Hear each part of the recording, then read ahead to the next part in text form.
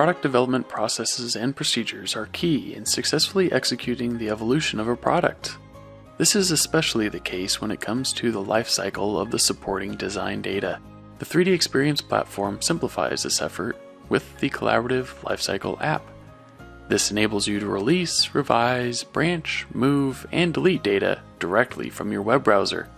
Protect completed design data by changing its maturity state to released. Additional states are available to make objects private when working in a shared collaborative space, flag as frozen if the release is pending decisions from other stakeholders, or make the object obsolete if it is no longer needed or if it has been replaced by a new version. Revisions capture improvements to existing designs. Increment the revision of an object by clicking New Revision. This automatically creates a reference between the revisions, and the app makes this visual so you can easily understand the history of an object. In many cases, you have multiple design candidates for the next revision. Create branches for this scenario. Again, the references are automatically created and visualized in the app. New revisions may also be created from these branches by clicking New Revision From and picking the desired object.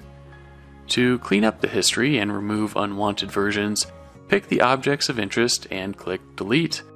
For assemblies, enable the Whole Structure option if you want to delete all of the child components as well.